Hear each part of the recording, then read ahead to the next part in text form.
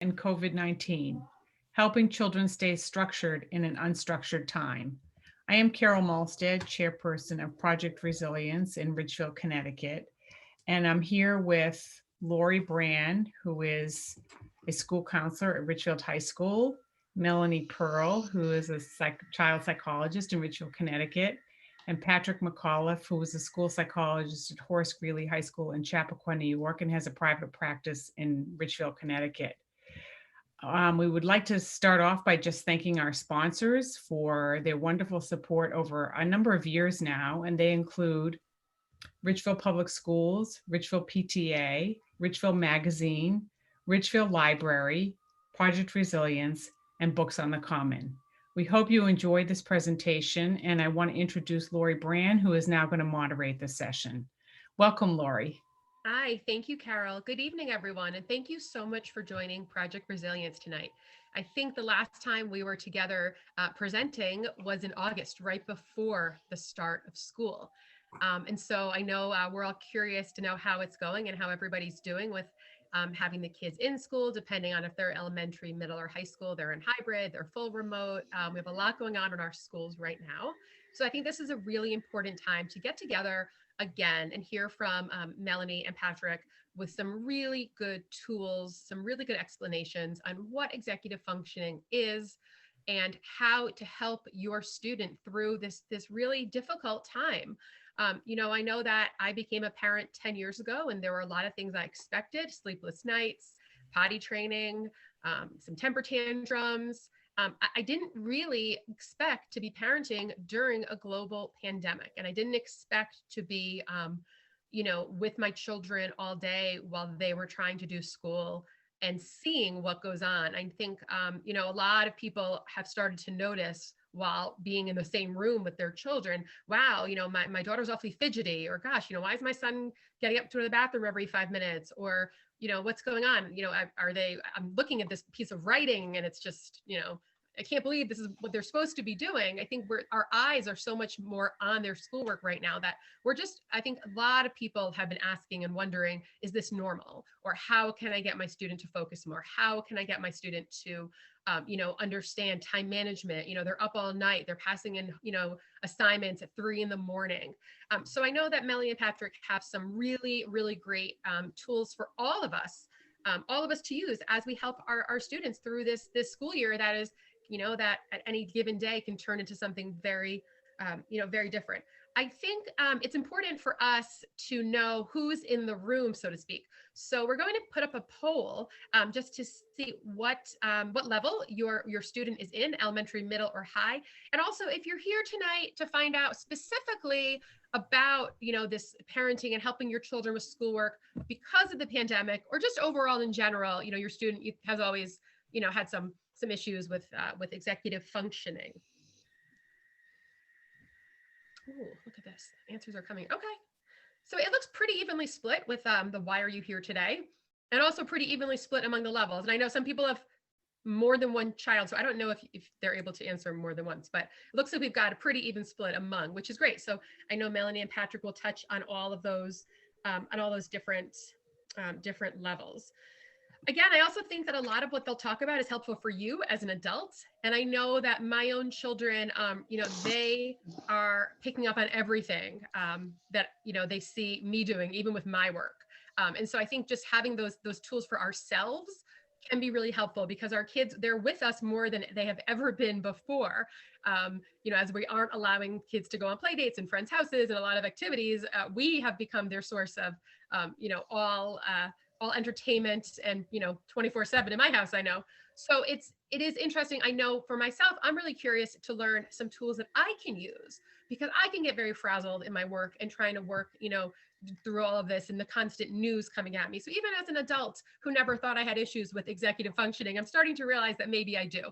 So learning the tools for ourselves is really important, because our kids, no matter how old they are, they pick up on everything we do. So I know I'm looking forward to the presentation tonight. I hope you are too. Feel free throughout the presentation to type questions in the chat, and Carol Mahlstedt and I will be moderating the chat and asking the questions to our panelists as they come in. So that'll be great. Try to get as interactive as we can here on Zoom. Actually, if I can interrupt, Lori, they should put it in the Q&A box Oh, I'm at the sorry. bottom of your screen on the right-hand side. Bottom screen, right-hand side, Q&A. Thank you. Perfect. Okay, so without further ado, I'd love to introduce Dr. Melanie Pearl. Melanie is a child psychologist who's here in part-time in private practice in Ridgefield. She's also trained as a school psychologist, and she's a parent of 2 students in the Ridgefield Public Schools.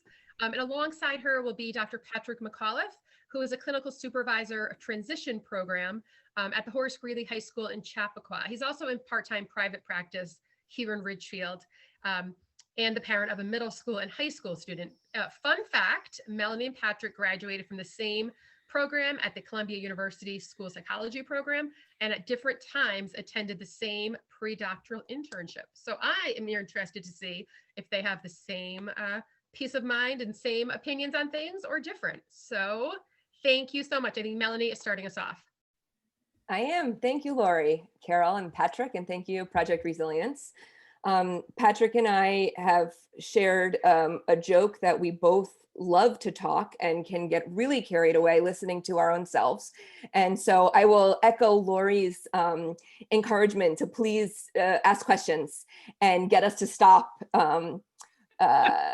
talking about things that we're interested in and get us to start talking about things that you're interested in. So we thought we would start. Can you see the slides still? We can see the slides? Yes. Yeah, okay, great. We thought we would start with just an overview of what executive functions are. Some of you are probably here with a lot of background knowledge about executive functions. Some of you may be hearing this term for the first time, and I'm sure there are a lot of people that are somewhere in the middle in terms of what their knowledge is. Executive functions are cognitive abilities. They're thinking skills, and they come from central brain processes that control and regulate other abilities and behaviors. So basically, like an executive would control some of the workings of a company, of a business, the executive functions control the workings of your goal-directed behavior. So we're not talking about things like breathing and your heart rate. We're talking about things like making decisions and writing out a grocery list, for example. We all have an executive functioning profile. We all have strengths and weaknesses in this area. And partly those are due to our genetics, our DNA, the environment that we were raised in, the environment that we currently exist in, and life experiences that we've had or that we haven't had. There are, on the next slide, we're going to show you some of the individual executive functions, but there are a couple of core pieces of executive functioning. One of those is attention, and we're going to talk a lot about that. And another is working memory. Working memory, just very briefly, is the capacity to take in information, hold it in mind, and do something with it, and then do another behavior. So if you're remembering the pieces of a math word problem that you're doing as you are working your way through the steps and then coming up with a response, you're using your working memory. These underlie a lot of the other executive functions. So we consider them sometimes the cornerstone. And actually another one that we didn't even mention here is processing speed. That's an important piece of executive functioning, and we'll talk about that further also. And in order for our executive functions to continue developing, we need to be able to self-monitor. There's a little bit, or a lot bit really, of self-monitoring that is developmental in nature. The younger the child, the less able they are to self-monitor, and that's natural and normal. So this is a little bit of a developmentally unfolding function, but we need to be able to assess how we're doing and identify areas where we want to improve if we want to keep building our executive functions. In order for us to do any sort of higher order thinking, advanced planning, we need to use our some of our other cognitive functions, some of our other cognitive abilities. For example, it's very difficult to have a working memory without some sort of a language system. It could be a verbal language, it could be a visual language, it could be a pictorial language. But we need to draw on those lower level abilities in order to be able to continue to develop our executive functions. Though we talk about executive functions like we know what we're talking about, there's not truly a finite set. Depending on whose research you read or which assessment tools you're using or whose ADHD management books you're reading, you're going to see executive functions listed differently. So this list has, I don't know, maybe 12 or 14 on it. And I'm not going to read them all to you, but we included this because probably among the more common concerns about executive functions or referral concerns when a parent comes to us and says, hey, I think my kid is struggling, is attention, impulsivity, organization, and procrastination. So really like get initiation of the activity. And those are the big referral concerns, but there are so many other nuanced functions folded up in those concerns that when we're doing an assessment and when we're planning for intervention, it's really important that we look at. So we're going to be talking about a lot of these tonight. Though interestingly, at least interestingly to me, we draw upon different subsets depending on what it is that we're doing. So part of the reason that we put the poll up in the beginning to ask you if you were more interested in general learning or if you were more interested in pandemic functioning is because we will draw on an even more specific subset of executive function interventions in order to help in a time of crisis, which for a lot of people is what this time is. And then we can work a little bit more broadly on other executive functions when we're just in our regular mode. Okay, fun facts. Executive functions are associated with the frontal lobe of the brain. There's parts here that are in purple and blue, and this is important for now and for later. But they are connected, they're interconnected with all the other parts of the brain. So they're sending messages to the lower levels of the brain and receiving messages from the lower levels of the brain. They are late developing. So this frontal lobe or this brain cortex is the part of the brain that we share with the fewest other species, and therefore the part of the brain that develops latest. So we, essential for life or breathing and heart rate. And so that part of the brain is earlier developing, and then the middle part of the brain, which roughly is responsible for emotions and memories, develops next, and then the cortex, the frontal lobes, develops last. This is important because we are continuing to develop our executive functions into early adulthood, and actually for some people with ADHD, even longer than that. So it's important to know that it's a late developing set of skills.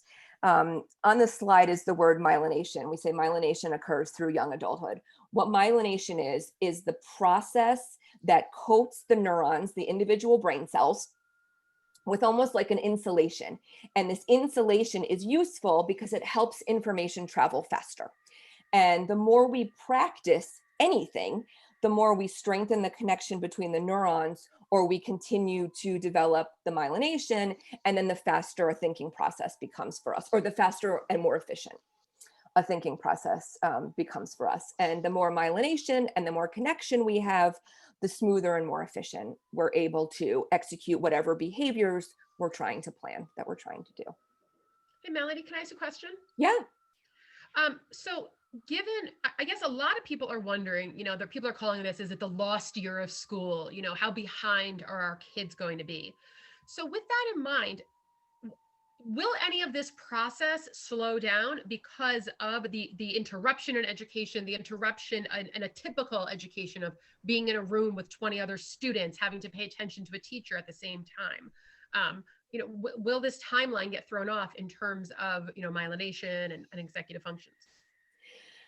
We won't know, right, until we move on a few years from now. But the message that I'm delivering to a lot of parents is don't worry, because academic skill development is only one part of brain development and brain function.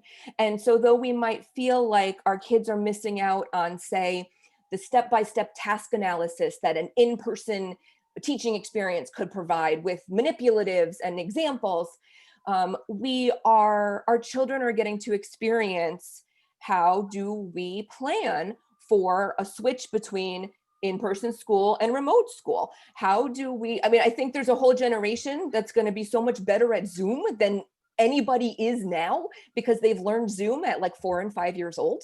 And there's sequencing that comes with Zoom, and there's planning that comes with Zoom, and there's task monitoring that comes with Zoom. So a lot of the survival skills that we're implementing now will also contribute to brain functioning and executive functioning development. The other piece is that though there are, the executive skills do develop throughout life, there are two, as far as we know right now, periods of very rapid nerve cell generation. One is between the ages of about 2 and 5, and another is between the ages of about 9 and 11. That's going to happen regardless of whether you're learning through a pandemic or not. Then what happens is we have this proliferation of nerve cells, but they're very disorganized, which is a lot of times why young adolescents look like toddlers, because they're going through the same kind of bombardment of nerve cell development, so of nerve cell generation. And so our job as parents, as teachers, as adults, is to help organize the connections between the nerve cells so that they form sensible pathways.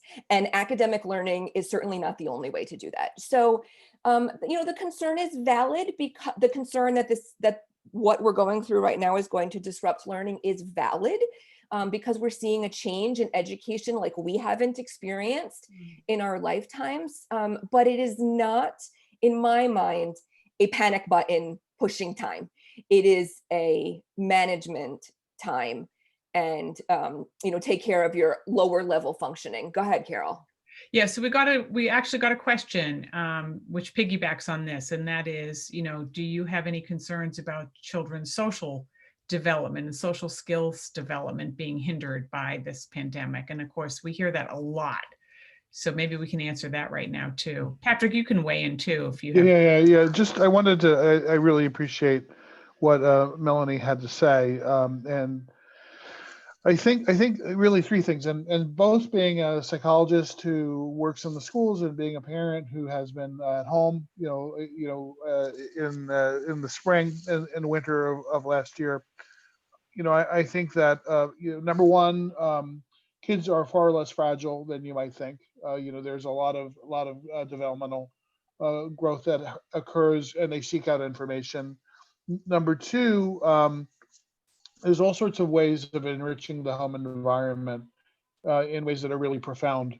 For me, who hasn't been around the kids a whole lot between the private practice and working in schools, the idea of being with my kids all day long, right, and having conversation with them and interacting with them and sharing experiences, in many ways, I think my kids, strangely enough, will look at this time in many positive ways, just because we've all been together and we've been able to interact with each other, share conversations, share movies, share activities.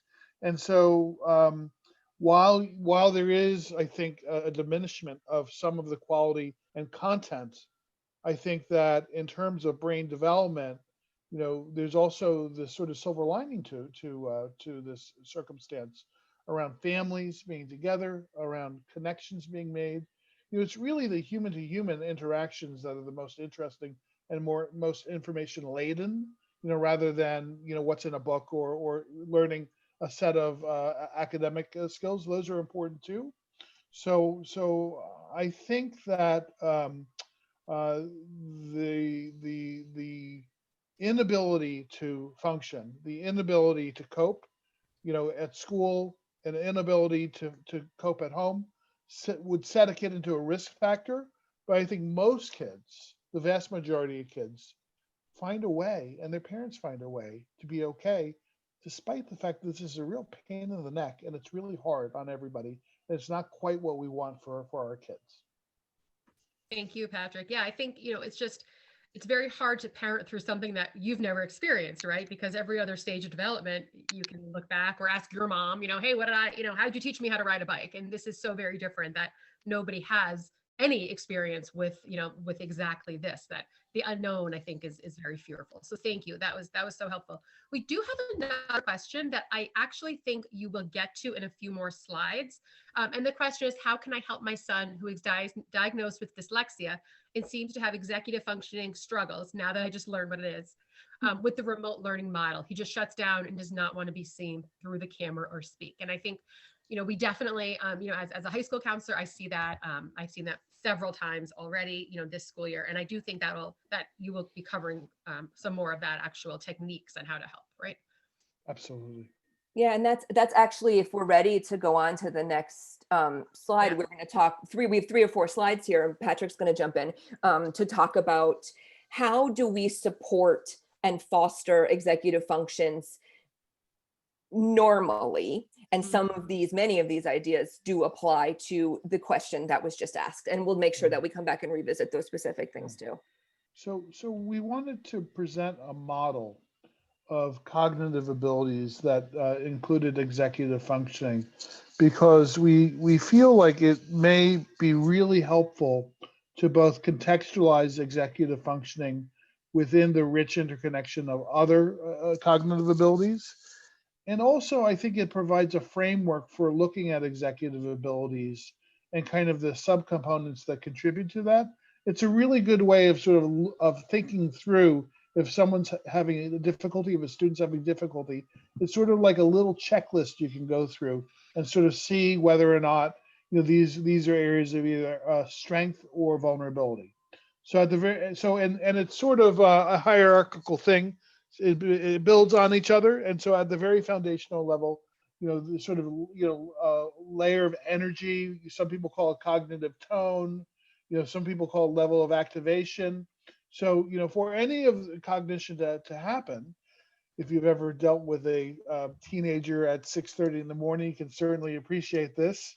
Level of energy and activation is sort of the engine that drives it all, right? And so either too little energy or too much energy, frankly, can create difficulties and disruptions in the system. Now, on top of that comes speed of processing, which is the ability to sort of engage in simple tasks kind of quickly and correctly. It's a fluency based ability, and then on top of that is the ability to sustain attention, select attention, to direct attention. So that again, energy, processing speed, attention. And then on top of that comes the working memory and long-term memory. So that working memory piece that Melanie talked about is the ability to hold information in mind and perform some sort of mental operation on it. And that is really fundamental to organizing yourself. What does the brain do? The brain kind of makes sense out of the chaotic world, and then it directs you in a planful way to get through it, to meet the challenge provided to you by the environment. So if everything's kind of coming in an unfiltered way, we have no sorting mechanism, we have no way of organizing it, we get flooded. We've all had that experience where we get saturated with information, we don't know which way to go, we can't understand. And so part of what executive functions do is it sort of organizes things so that we can deal with like the incredible amount of information that we need to deal with. And the working memory is one of the cornerstones. So then on top of that becomes our ability to put things into long-term memory, otherwise known as learning, which is sort of the key to it all in school. And then on top of that is those executive functions, which I think are numerous, certainly, but certainly self-monitoring, flexibility, organization, self-awareness, goal setting, all those things kind of clump together into major categories, which is all about directed action to accomplish goals. We can move on to the next one. Before I click over, if you don't mind, if I make a little connection, some of the parents of Ridgefield Public elementary schoolers might have a little bit of an aha moment when I mentioned the zones of regulation curriculum that a lot of the elementary schools are using right now. It's been implemented over the last several years, and I think it's becoming more widespread. But the zones of regulation is designed to help support the functioning at the lowest level here. So the elementary schoolers, they talk about being in the blue zone, which is not having enough energy to do any kind of goal-directed behavior. And being in the green zone is what we're aiming for if we need to be learning. And then we have yellow and red zones too, which represent different levels of energy that might be productive or counterproductive. So just to make that little connection there, if your child has come home with their own personalized list of strategies that help them move between the zones, that is an executive functioning support right there, as well as an emotion regulation support. Right. Thanks for that. Let me give you the Sure. next slide. Go ahead. Thank you. So this is just, these models are so helpful because they help us sort of, they help organize ourselves, when we're thinking about this. And so I really, Melanie was the one that made this slide, but I really, really like it. And it comes from dialectical behavioral therapy, which is, a therapy that's intended to help, people with very, severe emotional difficulties. But it really makes sense in terms of when we're thinking about, when we go back to the brain, we think about the frontal lobe, being sort of the regulator and the logician of the brain system. And then we think about the amygdala and the midbrain being sort of the emotional. These are not systems that work in conflict with each other. They work in cooperation with each other. And so emotionally, you need to have positive attitude, optimism, and hope. You don't want you may need a moderate amount of anxiety to get through things, but not excessive anxiety. You need emotional component to being able to bring the energy that you need to managing tasks that are required of you. And then you also need the contributions of the frontal lobe, the ability to plan, organize, sequence, etc. But really, one without the other doesn't really. You need to tend to both for things to be successful, and that's kind of maybe point number one in our presentation is the idea of it's not just about having a planner. It's not just about being able to organize things through time. It's all and happy, right? You need both. Patrick, if I can interrupt, I think, what a lot of parents are thinking is, there are a lot of children, no matter how old, different levels, that are truly, they're worried about the pandemic. They're worried about their health, their parents' health, their grandparents' health. They're worried about, they're worried about getting sick. They're worried about dying. They hear about these cases that pop up. And I know I see that email from the superintendent and I still get that gut in my stomach, like, oh God, whew. And I think kids, that they do too. So how can they, get that emotional mind, that those feel like everything you think they're of fear, sadness, anxiety, stress, feelings, they're all, I think, so I think every single student, at every age is really at a much more heightened sense of awareness than we've seen in the past. Yes. Yeah. And what a wonderful opportunity for parents and kids to talk about things that are really important. Get distributed over the course of a long period of time, but we have to talk to our kids about all sorts of things, getting sick, people dying, being unsafe, feeling anxious, having a hard time, very hard things. But on the other hand, there's this incredible opportunity that's presented to us to really have dialogue with our kids in ways that we never would have otherwise. Not certainly in such a, and it's really like our ability to sort of protect our kids. I face this with my kids all the time. Our ability to sort of protect our kids from sort of the challenge, right? But our ability to equip our kids to handle things. Our ability to Just so you know, Patrick, you're freezing a little bit. So if we lose you, we'll just come back to you. It's because it's getting worse. I don't know what's going on, but okay, keep going. I'm just saying our ability to equip our kids to handle things, right? Our ability. John Kabat-Zinn says, "You're never going to stop the waves. So you better learn how to surf." And I think that there are always what do they call it? Silver linings from the movie, Yes. right? Silver linings in every situation, right? So I agree, it's hard, but there are also opportunities. If I may interject something, because I often use this same model that Melanie has talked about here, the 3 types of mind. And I often tell parents that when the emotional mind is turned on, the thinking mind is turned off. So if your child is having a meltdown, that's not the time to try to make them sit down and do math.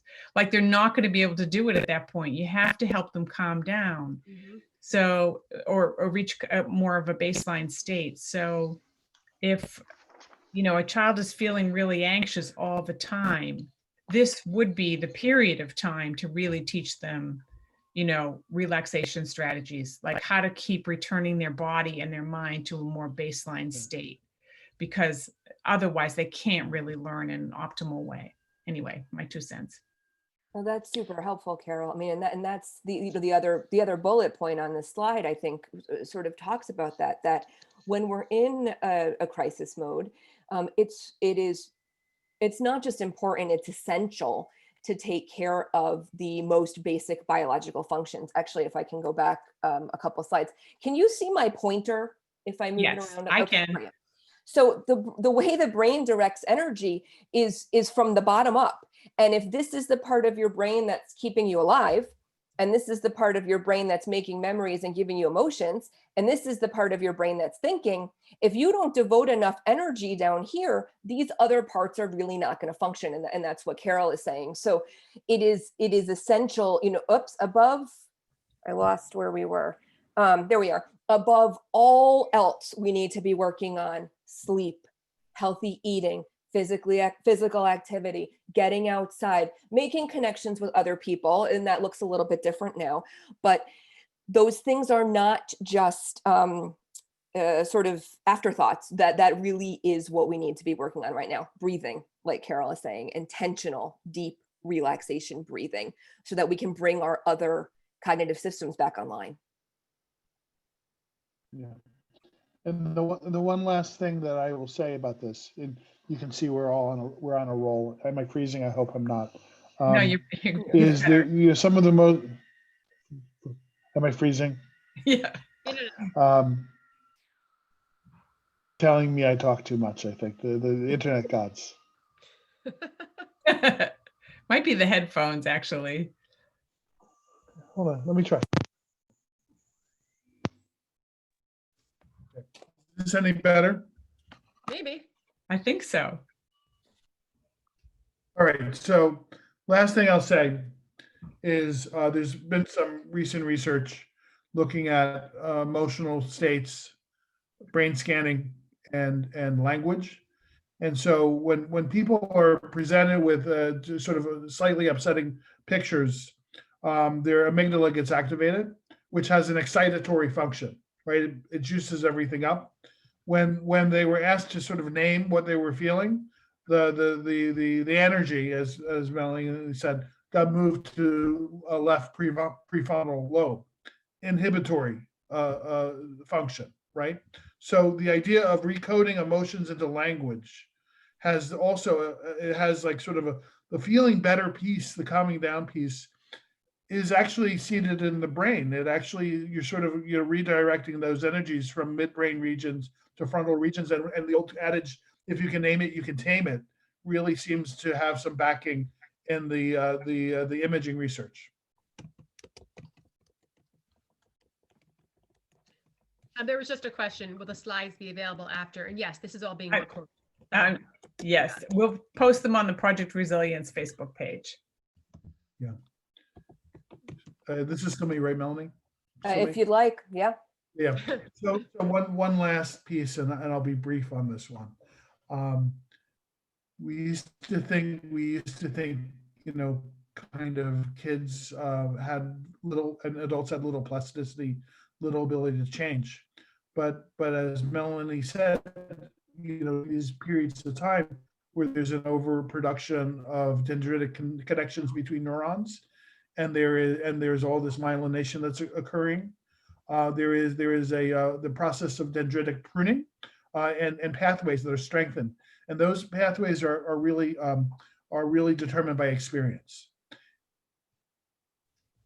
the production of neurons and the connections of dendrites and the myelinization is all genetically based, but the environment then sort of shapes things. So it's almost like a lump of clay, that we have, and then the environment shapes. So everything that we do, everything we experience has an impact on kind of our overall functioning and our overall capacity.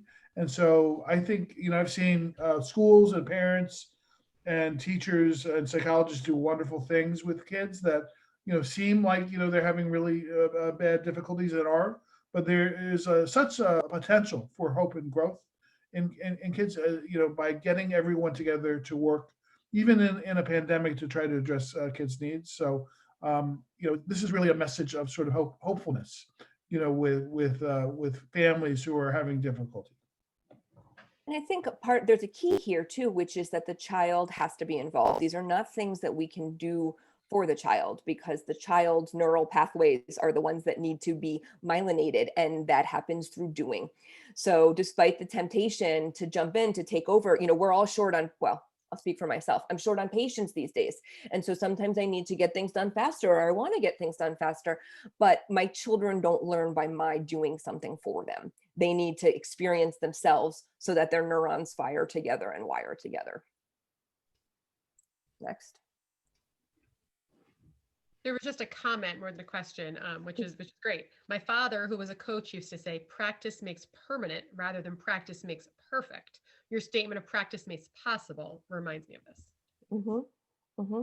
And I mean, I love that piece, or that reminder too, especially when we're talking about motor movements, like in coaching or in sports. You do something enough, and ultimately it moves from being a cognitive process to being something that's mediated or moderated by motor memory, muscle memory. And so, whereas we might have to, with a 2 or a 3-year-old, teach each individual step for toothbrushing, after a while that becomes one cognitive schema of its own, the toothbrushing sort of activation, and the child doesn't have to go step by step anymore because there's muscle memory there. So I love that the practice makes permanent, practice makes possible. We're not going for perfection. There's no such thing as perfection. So we're going for practice it so it becomes more doable, or becomes a part of who you are. Yeah, and Melanie, I think, and you and I have talked about this in preparation for this presentation. There so that everybody has. Oh, we lost you, Say that Pat. again. What's that? Say it again. There is a cognitive workspace that we all have, a certain amount of resources. This idea that practice creates efficiencies so that you can free up abilities for other things. This is very much many of the executive functioning recommendations or interventions. It's really about building efficiencies and automaticities in certain areas on that pyramid to allow for greater energy or ability to be used for those higher level abilities. So whether it's an organizational system, whether it's a repetition, whether it's planfulness, all those interventions are intended to help create a reduced cognitive load, so that then those other freed up abilities can be applied towards learning. Another question just came in. As we move into the winter months and children are indoors and socially isolated, what are some strategies to support their emotional well-being? I'm sure that both Melanie and Patrick have a much more professional and scientific answer, but mine was to spend several $100s on really good gloves and hats and coats and like fleece-lined hiking pants for all of us, because we will be outdoors no matter the weather. But I'm sure Melanie and Patrick have something much more scientific. Actually, I'm sure there's science that supports exactly what you're saying. Get the sunlight when it's available, get the vitamin D, get the fresh air. I think though a really important piece for all of us as parents to remember is that the way we frame what's coming is a huge contributor to the way our children experience it. So if we can start now getting into the mindset of, here is a great opportunity coming in these months where their daylight is shorter, the weather is colder. Here's an opportunity to pull out the board games that we haven't pulled out yet since March. Definitely. Here's an opportunity to open up the craft supply drawer and make things, here's an opportunity to try to get creative about how to connect with other people. Maybe our kids can write letters to their grandparents. I mean, I don't even know if kids know how to address an envelope. Maybe they can do things, we have to get creative. But if we look at this as, hey, this is an opportunity to try something we may not have before, our kids are going to approach it that way too.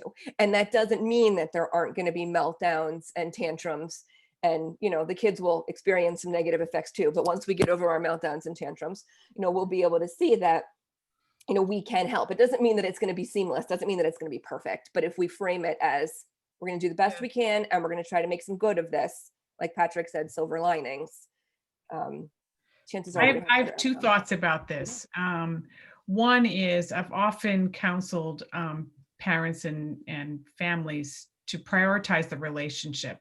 Like, this is hard. Historically, we're going to look back on this as like a moment in history, like we are living through a pandemic, just like the Spanish flu or the bubonic plague. So prioritize the relationship. So if math is not going well, then put it away and go make brownies. Like, it's okay. Like, your child will catch up. Like, we get really sort of wrapped up in the anxiety of, I don't want my child to get behind. But the other thing that I think often goes overlooked in child development is the capacity to be alone and to be self-sufficient. So we can look at the winter months, to answer this person's question, January, February, March, April, as a chance to help your child learn how to play sort of independently or within the family. So I'm with Melanie, like games. A lot of my patients have taken up reading again. How wonderful is that? Or learning how to make sourdough bread, which I guess is an internet phenomenon. But the point is that, letting your child be alone and learn how to do things and play on their own, or, develop a hobby that they never would have picked up if they weren't, more isolated, is really an opportunity. And if we look at it that way, as Melanie was pointing out, I think we can really help our kids. Yeah, I would agree with you, Carol, but I would add like one caveat, which is kind of knowing your kid. If your kid kind of runs more towards the introverted side of things and quieted side of things, there's a lot more capacity to be alone. If a kid really thrives, gets energy from being with peer. So I think I have like a lot of general agreement with you on that principle, but also kind of understanding individual variability. And there's a big difference between having 0 friends and 1 friend in the research. Yes. Right. And so substituting quality for quantity is also a good strategy. Mm-hmm. You don't have to, run around like we all do in normal times with the, a million play dates and a million activities. A couple really good quality friendships, right? Shared activities outside, some time on Zoom, some time to play games together, in socially distanced ways. That can be very, very meaningful. So you can go quality rather than quantity too. Absolutely. I know back in August, we also talked about the sort of risk versus reward, of kids seeing other friends. And at some point, you if you are noticing that your child really is struggling, is it the time to say, okay, bundle up in your snow clothes and invite 2 friends for, we'll build a fire outside and I'll serve hot cocoa and you guys can hang out for a couple hours outside. I think we all as teenagers remember like parties in the woods, and we would do it in the winter. And in college, we ran around with the no coats on. They don't seem to mind the cold. So, I think there are times where it will be okay to have kids together outside in the cold, and, if that's how it's going to be. It's also, it just reminded me of there's a Danish term, I think it's pronounced hygge, and it's the embracing of like cozy, and, of course, in Denmark, there's far less sunlight and a lot more darkness in the winter. And, they really embrace it as a time of, being indoors, being with family, being, cozy, lighting fires, knitting, all those things. And I know what I've been doing, and I'll let you know if this works, after the winter, is we embrace every single day that is nice out, and we go outside and we do a big outing, we do a big hike, a big bike ride, sort of an all day kind of event. And we let everything go, like all the cleaning and all the chores. And I'm like, we'll get to it, when we're stuck in. So it's sort of like, I have a whole list of things that we need to do, closets that need cleaning, games that need playing, Kiwi crate things that need, putting together, that I'm like, we're not doing that if it's sunny out. That's all going to go. And, on the day you come home from school, like today, when it was drizzly and cold and nasty, I'm like, oh, look, we have this project, which is a little more exciting because we didn't do that all weekend. All weekend, we went hiking and we did, what we could outside. So I think it's just, some of it just sounds like common sense, but sometimes we need someone else to tell us that it's okay. So my kids, of course, like a lot of others, are very used to having a lot of activities and sports and, gymnastics 4 times a week. And now it's gone to 0. And you know what, for me, it's tempting to, put my kids back in activities, but it is far more important for our family to stay safe and healthy. And, sort of, we'll deal with that all later. And if we're all out of shape, come April, so be it, we'll figure that out. But, I think, not to worry so much about the socialization. If your child is going to school, then certainly they're getting that while they're in school. And, there are other ways at home, however comfortable you are. And I'm very uncomfortable with my kids being on any sort of social media, but there is like Kids Messenger, which I think is okay. And they can chat, with some friends and what I think is a pretty safe platform. And, even like Patrick was saying, if there's one friend that they're allowed to call and talk to on the phone, or, if you organize, a book club with a couple of kids that age, and as a parent, you sort of moderate it and get the kids together on Zoom, for an hour and talk about a book they all read together. There are some good ideas. If we all as parents put our collective heads together, we can probably come up with some pretty cool things. Yeah, so we actually had a comment online from a parent who said the impact nature has on self-regulating emotions is truly amazing. My son had a meltdown at school today while outside for gym and was able to verbalize that he wanted to pull weeds. The physical act helped to calm him. He comes home and stacks wood to unwind from his day. And there it is, right? Like like if you had said to him pre-pandemic, go stack the wood, like you might have gotten a meltdown. But this child has learned that just the act of stacking wood and organizing it in rows is probably very calming. I know we have to get back to the presentation, but we also had another question from another parent. My 14-year-old son has ADHD and executive function difficulties. He often does not remember things such as what he did in class that day. Is this typical of a child with this issue? Yes. Yes, and I would start an inquiry around, kind of what are the supports, environmental supports, teacher supports, family supports, to really, one of the big issues with executive functioning is like sort of forgetting, not keeping track of things. And so whether that is having some access to class notes, having some ability to talk with his teachers every once in a while individually, is there ability for him to to write down his assignments. There are a million things that could happen. So yes, it's typical, but it's also pretty disruptive to learning. And so really coming up with sort of smart accommodations, or both in terms of like what the teacher may be able to do and what the family might be able to do and what he might be able to do, would be really crucial. Because if you don't remember, how are you supposed to process it and make sense of it and connect it to what else you know? I think we're experiencing a little bit now that like the collision of two disorganized worlds. The child that comes in, or the teenager that comes in with executive function and organizational challenges, and the teacher who maybe has had to pivot their teaching model. What's that? Yes. Oh, okay. Has maybe had to pivot their teaching model at the last minute. Maybe the kids have gone remote, or maybe a percentage of the class had gone to what we call in Ridgefield cohort C, and they were intending to be outside.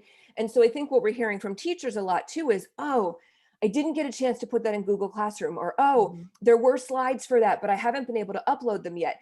And maybe I'm miscalling this. This is not necessarily disorganization. This is a byproduct of having to be so flexible and make changes at the last minute. And so when this happens, and some of the supports that might naturally be built into a full-time in-person learning experience aren't there, or aren't there right away. take a little bit of time to catch up, it could be even more challenging for the child that comes into the situation with the executive functioning difficulties, because that kid really depends on being able to go to Google Classroom and find the due date, or being able to look back at the slides in order to have a memory jog of what the assignment is. And so I completely agree with Patrick. I mean, for the parent that asked the question, and what you're describing is one of the hallmarks of ADHD. I think there's a good chance that a lot of kids with ADHD are experiencing an exacerbation of symptoms given the rapid shifting of the learning model right now. Should we finish the slides? And then we have 2 more questions, but I feel like we should maybe finish the slides, or did we get through them all? We're pretty close. I don't know, Pat, maybe it's worth just mentioning, we're talking about what do we do? And if we don't get a chance to talk about every specific example, I think maybe it actually is worth it to talk about other broad levels of intervention. So yeah, do you want to? Sure, I can take that. Okay.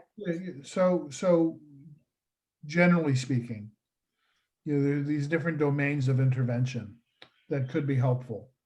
One has to do with kind of placing yourself within the context of a larger challenge. So like the idea of goal setting, being able to sort of name your goals for the day, name your goals for the week. It helps you keeps you mindful of like what's important. Number 2, organization of their physical space, organization of their materials, organization of time. All of those things are very helpful because it creates efficiencies for sure. Very big is self-awareness, promoting self-awareness. So the ability to sort of every day sort of sit and take a look and reflect back at what you did right, what you did wrong, what you need to do.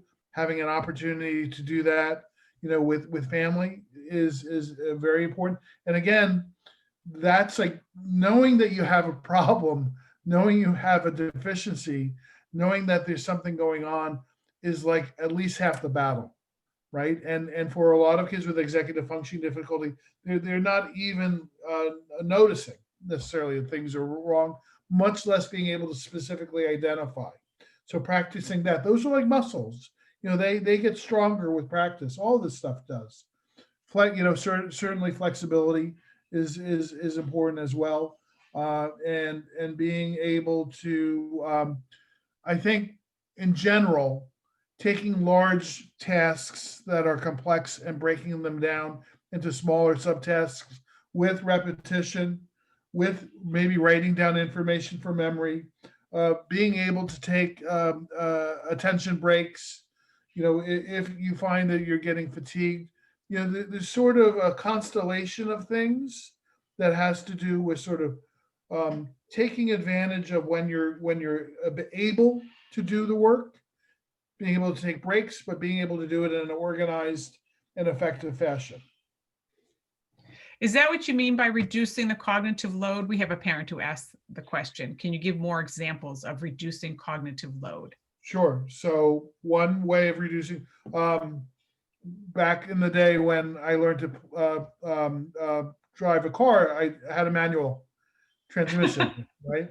And I couldn't do anything except my left foot goes here, my right foot goes here, my right arm goes here. I couldn't do anything but that, right? But in time, what happens is it becomes automatic, right? It becomes automatic. You don't even have to think about it. And what that does is it frees up your ability to talk to your person in the passenger seat, turn on the radio, think about, how excited you were going to be about going to wherever you're going. That's the general principle, is that practice creates automaticity. That's one way of creating, reducing the cognitive load. Another way of reducing the cognitive load is taking big, long, very overwhelming things and breaking it into manageable chunks.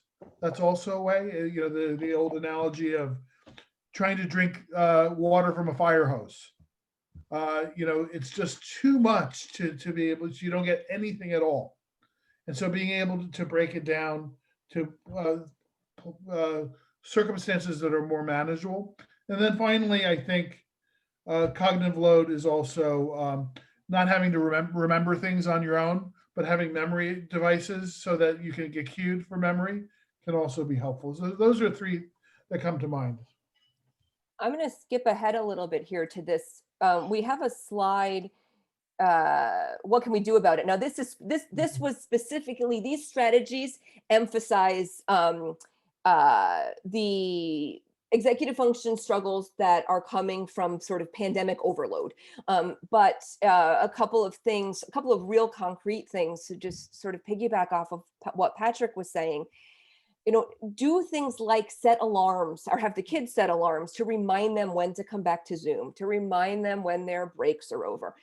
Use a planner or Google Classroom to write down assignments so that they don't have to be remembered. Patrick, when we were talking the other day, said that a lot of his high schoolers have gone to a 2-screen at-home learning model. And what that does is that reduces the cognitive load of having to remember to switch back and forth between tabs, having to remember information that's hidden by the page you're currently on. You get it on 2 screens at the same time. So now especially use all the technology at your disposal, use all the organizational resources at your disposal, take as much as you can out of the child's head and make it automated so that the head space that's left can be used to regulate emotions and try to pay attention in class, or really make good use of that social time being connected over video games or something like that. And then they don't have to be worrying and remembering all of the other smaller things. Yeah. Can I just, can I parachute in here? Because I want to go back to something Patrick was saying, which is know your child, because I have some kids that I work with where technology really doesn't work for them. They forget to check their Apple Watch, or they forget to go to Google Classroom, and a big whiteboard over their desk works much better. And they, put up Sunday through Saturday, and then they put what's due and then what they're going to work on that day, or a paper planner. Like, it's about knowing your child and knowing what works for them to reduce that cognitive load and put it at their disposal right at hand. For some kids, technology is a lifesaver. It works great, but not everybody. Yeah. And I would also add, especially with the teenagers that we work with, the number one developmental task of teenagers is to individuate, to become their own people. And so Carol's smiling, right? Yeah, definitely. And so we're gonna run smack dab into that as we try to help our kids. Right. Just being aware, that it's not a personal thing when they get all snarly, like my son did earlier today with me. It's not that they don't love you anymore, or don't get your feelings hurt. They're behaving in really appropriate ways, and it just takes time and persistence and love, and a sense of hopefulness, maybe a little humor to like kind of help them maybe receive some of the help that they really need, though they really wish that they could be sort of more independent. I think we also need to remember we're not meant to spend 24 hours a day together, and we are. So like when our teenagers get snarly with us, sometimes it's because like, I've seen enough of you today. I need some space. They don't want to go on another walk with you. They don't want to bake brownies with you. Yeah. They want you to leave them alone. Yeah. And I think this is one of the questions is, all these tips sound great for younger kids. What about my teenager who just wants to be on their phone? And, and someone else asked about, screen time limits. I think, this is not business as usual, right? This is not what any expert, any psychologist would have recommended, a year ago. But I think, you may need to loosen up some of the, the limits, or you're going to torture yourself, frankly. But some of those, the teenagers, if they aren't able to socialize and see friends, in person, then that is how they are seeing their friends. And I think, do I agree with, teenagers like posting constantly on TikTok or, nasty Snapchatting? No, of course not. But, a Zoom, movie hangout night where everyone is in their beds with the Netflix on, watching the same movie while they're on Zoom together, I think is actually really great. I would preserve to the degree that you can, though, sort of family rituals, family activities to a Mhm. certain degree, some core of connection. Because I think as much as they sort of resist and they close the door behind them, our teenagers need us more than ever, I think. Mhm. And so finding ways for them to feel support and love and connection with their families, even if they don't act very lovable sometimes, is really important.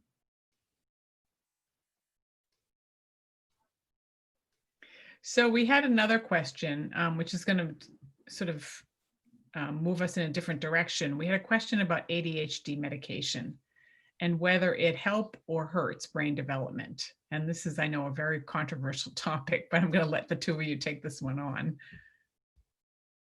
Pat, you want to jump in or you want me to start? The sort of our Food and Drug Administration has a extensive vetting system for all medications, both for safety and efficacy. The most medicines, especially for kids, are well studied and well researched. I think that the worst thing that can happen with someone who goes onto an ADHD medicine is that they may have some side effects that they find unpleasant, and they'll have to go off of it. That is a realistic, worry, for particularly around loss of appetite or feeling nauseous, etc. But there's no evidence that it does, any sort of long-term damage to brain development.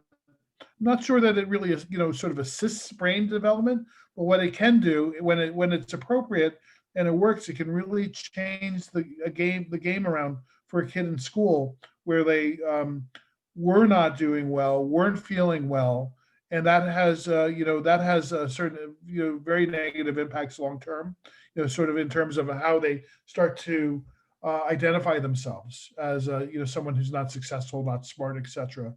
So I think that the impact of a medicine can be very helpful, but it's not something that is something that should be done alone. Certainly just taking a pill is not. It's not the whole piece of it. It's just a part of it. Go ahead, Melanie. Yeah, no, I agree with everything you said. And I'll add that currently, understanding changes with new research, but currently research tells us that if a child can tolerate a medication and has ADHD symptoms that are significant enough to be interfering in multiple life spheres, that a combination of medication and cognitive behavioral therapy or skills training promotes or produces the best outcome. And I would say that there's a common trajectory with medication and skill development, which is a lot of times younger children begin or take medication regularly. And it, like Patrick was saying, it puts them in a position to be able to learn and to be able to begin to regulate. And so what happens is as they get older, especially when they hit that um, brain growth period between about 9 and 11, they've got something in their system that helps them organize their brain cells and make the connections. And so the older they get, having had the benefit of making those connections, the less and less they need the medication. And so a lot of adults find that when they're in college or when they're in their jobs or when they're in their trade, that they might use a stimulant medication, especially only as needed, only for high performance times. Maybe you're sitting down to take a GMAT or something like that, and you want to be on your best game. But they find that they have developed behavioral strategies that they can use to organize their lives, and they don't have any kind of reliance or need for regular medication. Yep. Okay. Do we have any other questions? That's it on the questions. If anybody in the audience is listening and has any more questions, please send them to the Q&A box down at the bottom of your screen, because we're nearing the end of the evening. While people are typing in, can I go back to, we skipped this slide. We didn't skip this concept at all. We've been talking about this a lot, but I think I want to emphasize that right now, there, let me back up, let me interrupt myself. The brain's typical response to difficulty is to danger, is to activate some sort of protection, fight, flight, freezing. And then when the danger is past, to spend a long time regrouping. And what's happened over the last bunch of months is that there's been kind of one hit after another in 2020. And so people's brains are not getting the recovery time that they would typically get after a peak in their fear response. So, Laura, you mentioned this in the beginning that, your heart rate increases a little bit every time an email from the superintendent comes in. That's another trigger for anxiety, and you barely have time to recover from that before the next email comes in and it happens again. And there's something to be said for having information, and that calms people as well. But over these last bunch of months, regardless of where you stand in terms of your appreciation of research or health advisories, or where you stand on the political spectrum, there's been stress for everybody. And what that means is that a lot of us are functioning in that midbrain area that, and I think the two best things we can do for ourselves, focus on regulating our emotions, but also just give ourselves a break, lower the expectations, understand that this is how it's going to be for a little while, and that's okay. And that most people are doing the best they can with the resources that they have available, both internally and externally at the moment. And so not only do we give ourselves a little bit more permission to let some things go, we give other people some permission to not be their best selves also. Yeah. And I always, go ahead, I would Patrick. just say, just in being with this group of friends right now, for example, it gives me a feeling of what it's going to be like when this is all over, and the enrichment and the fun and the activity and the liveliness that we're all going to experience. And so whatever we've lost during this time, whatever our kids have lost during this time, I think there's going to be a tremendous sense of appreciation and connectedness and awareness of the things that we have. And so I think the pandemic has taken many things away, but I am really hoping that it will also provide us a lot of things that will really help kind of center ourselves in some ways, where I think we as maybe as a society have drifted in some ways, and really coming back to a place of really appreciating the things we have and appreciating each other. Mm-hmm. I think may be the silver lining to this too. I was just going to add that, when kids are feeling depressed and anxious or stressed, or adults for that matter, I always sort of fall back on what Fred Rogers taught us, which is look for the helpers. So if your kids are feeling down or anxious, doing something for somebody else is hugely helpful, because it takes you out of thinking about yourself and your boredom or your anxiety or your loneliness. And it, makes you think about somebody else and their pain. So, raking leaves or baking brownies for the neighbor, or, writing letters to people who are quarantining in in a nursing home, is hugely helpful. There's all kinds of things going on around town. I've been so impressed with that, actually. And I know the high school has all kinds of things going on where kids are doing things for other people, but that can really help kids, especially teenagers who are feeling, sort of out of sorts and lonely. My 2 cents.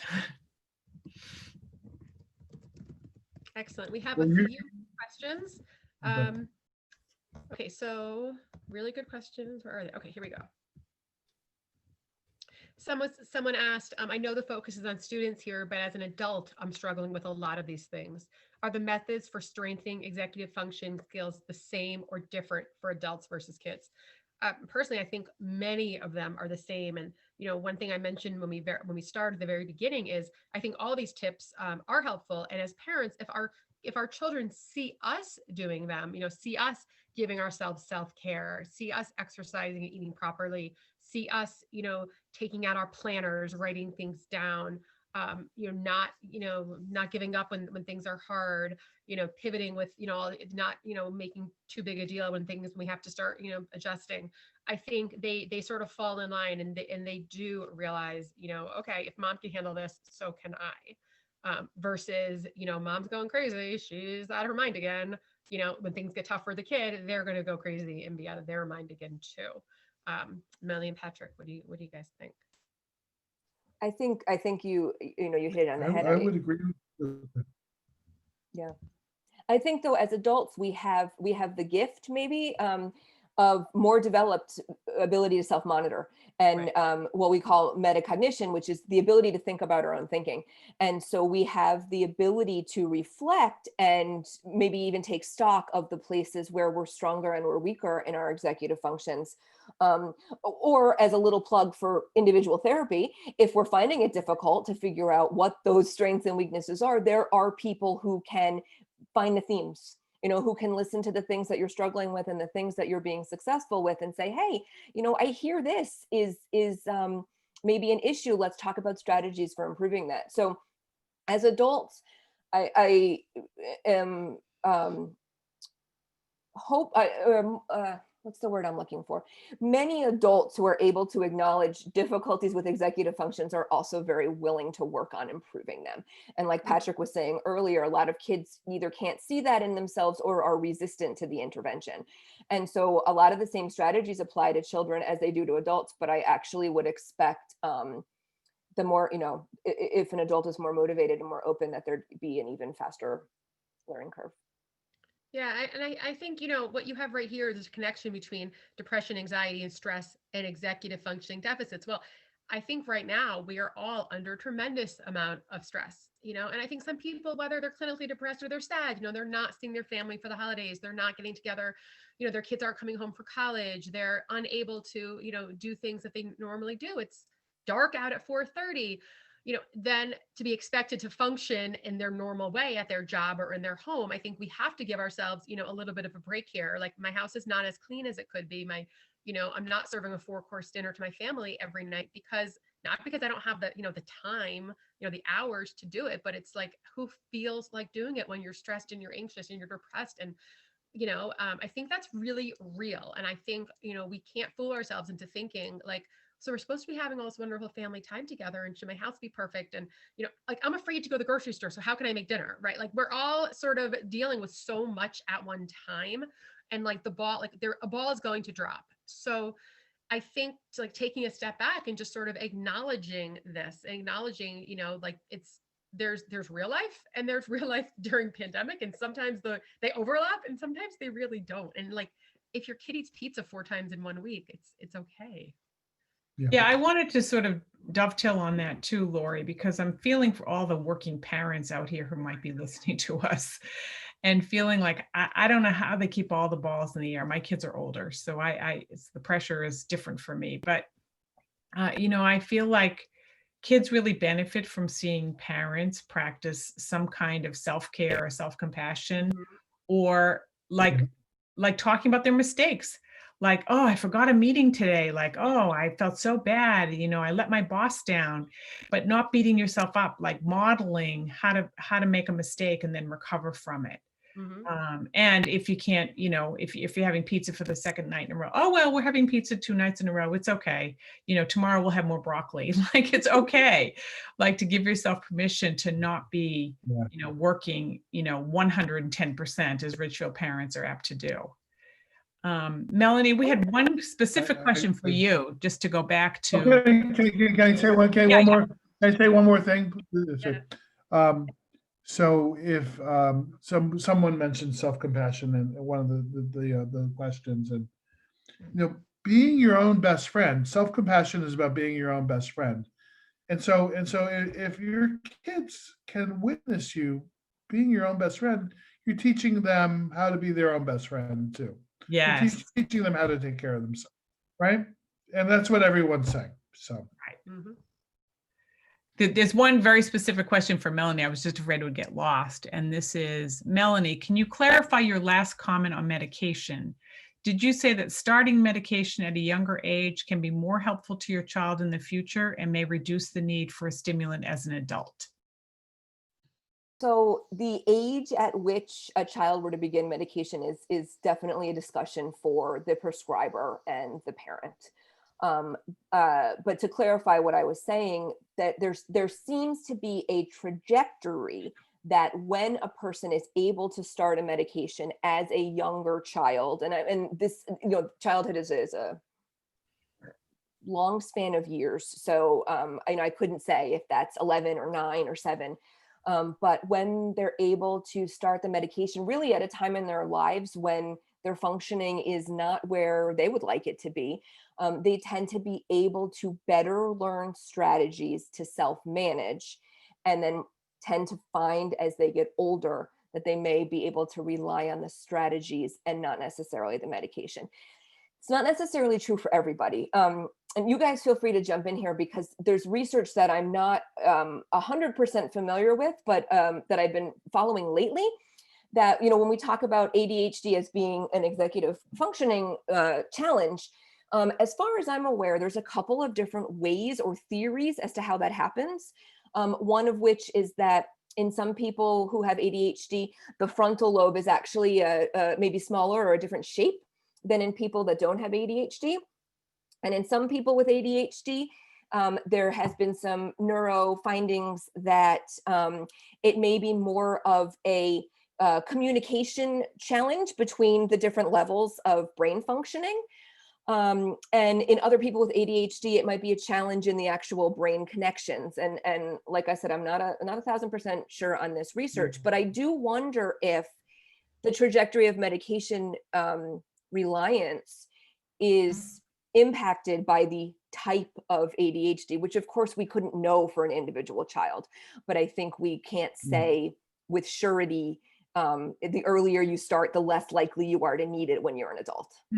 But it's a possible path. Yeah, I would just say that, these diagnostic categories that are in the DSM psychiatry, these are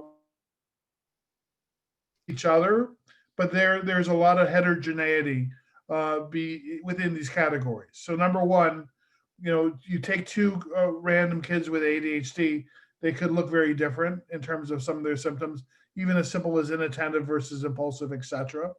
So that's number one. Number two, there's probably, attention is like the canary in the coal mine in the sense that it's so many things can affect it. Depression, anxiety, language, learning difficulties, being upset because you're being bullied, having a teacher that you don't understand. There's a million reasons why someone may have attentional difficulty. So whenever we talk about group data, like that's very good for thinking about sort of larger trends. But when we get down to the individual level, we always want to have someone evaluated individually so that they can account for all those individual factors that contribute to a person at one moment in time. So I think it would be unwise to say anything, but if you have concerns, I would have you start with your school counselor, school psychologist, and then maybe refer to pediatrician or child psychiatrist or child neurologist. You really do a comprehensive evaluation accounting for all the factors. Thanks, Patrick. Great.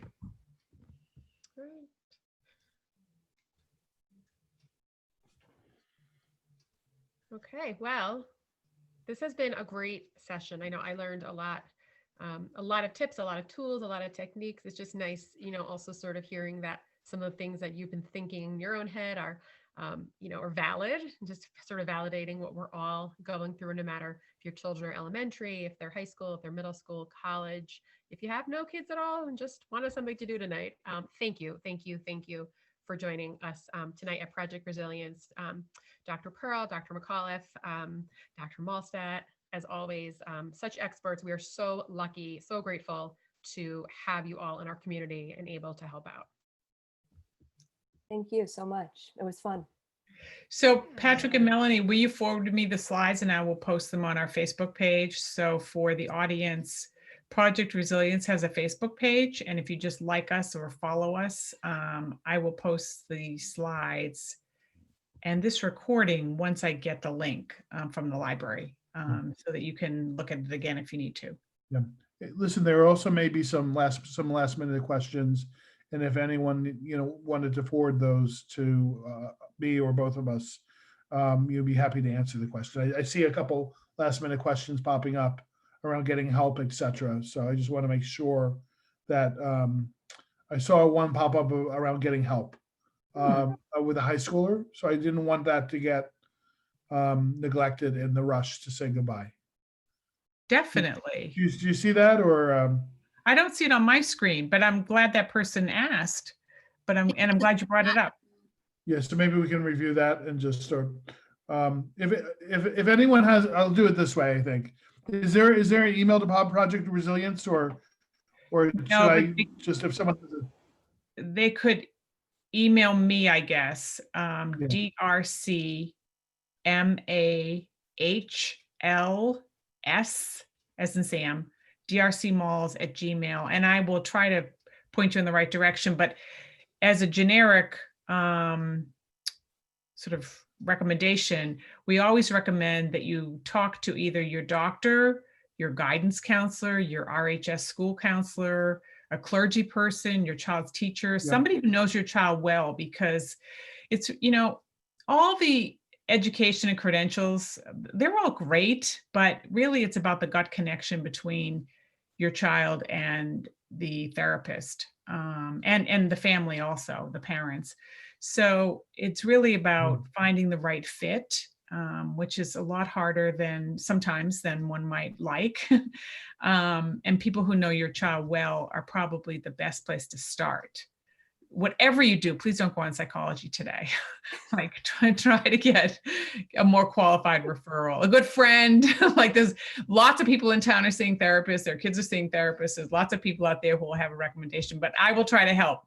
If you want to email me or call me, and I'll point you in the right direction.